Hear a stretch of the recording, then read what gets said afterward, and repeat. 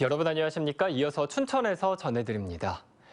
이번 달부터 백신 접종 2주가 지나면 실외에서 마스크를 벗을 수 있도록 춘천시가 행정명령을 변경했습니다.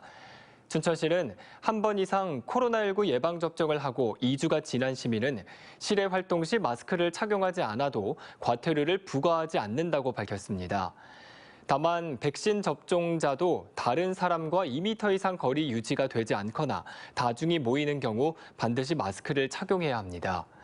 하지만 확진자가 늘고 있는 수도권 지역에서는 백신을 접종했더라도 실내외 모든 장소에서 마스크를 반드시 착용해야 합니다.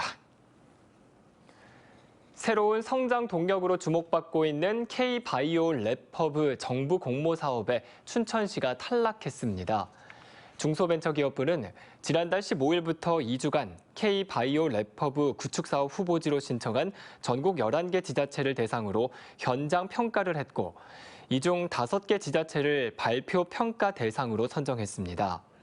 5개 지자체는 대전, 인천 송도, 충북 오송, 전남 화순, 경남 양산이며 K-바이오 랩허브 사업 최종 후보지는 오는 9일 결정됩니다. 중기부는 춘천의 시설 부지 면적 수용성과 환경성에서 낮은 평가를 받았다고 밝힌 것으로 알려졌습니다. 농림축산식품부에서 공모한 2022년 농촌 신활력 플러스 사업에 정선군이 최종 선정돼 앞으로 4년간 70억 원을 지원받게 됐습니다. 농촌 신활력 플러스 사업은 향토자원 육성 사업, 권역마을 개발 사업 등으로 마련한 지역 자산과 민간 조직을 활용해 지역 특화 산업을 고도화하고 사회적 일자리를 창출해 자립적 지역 발전 기반을 구축하는 사업입니다. 지난 2018년 원주와 평창을 시작으로 강원도에서는 5년 동안 8개 시군이 이 사업에 선정됐습니다. 2021년 춘천 마임축제 여름 시즌이 축제극장 몸짓에서 개막해 오는 11일까지 일주일 동안 이어집니다. 오는 7일까지는 신진 예술가들의 창작 활동을 지원하기 위해 기획된 마임프린지가 진행되고 코로나19에 타격을 입은 예술가들의 참여 기회도 확대됩니다. 축제 기간 중 축제극장 몸짓 안팎에서는 소소한 공연들과 함께 대중성과 작품성을 겸비한 다양한 주제의 마임 공연이 열릴 예정입니다.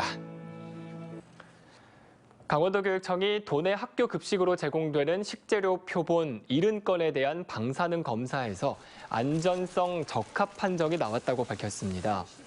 도교육청은 지난 5월 18일부터 6월 15일까지 17개 시군 학교에 납품되는 농산물과 수산물 17종에 대해 강원도 보건환경연구원에 방사능 검사를 의뢰했습니다. 그 결과 모두 불검출 판정을 받아 학교 급식 식재료의 안전성을 확인했다고 밝혔습니다. 강원도교육청이 지난달 실시한 지방공무원 신규 임용시험 필기시험 합격자의 85%가 대학교 이상인 것으로 나타났습니다.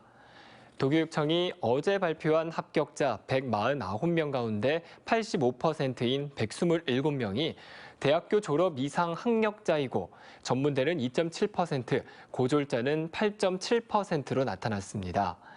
최고령 합격자는 운전직렬의 54세이고 최연소자는 특성화고 건축직렬 18세입니다. 이번 공개경쟁 임용시험에서 교육행정 일반 필기시험 합격선은 384.7점으로 작년보다 12점가량 올랐습니다. 지금까지 춘천에서 전해드렸습니다.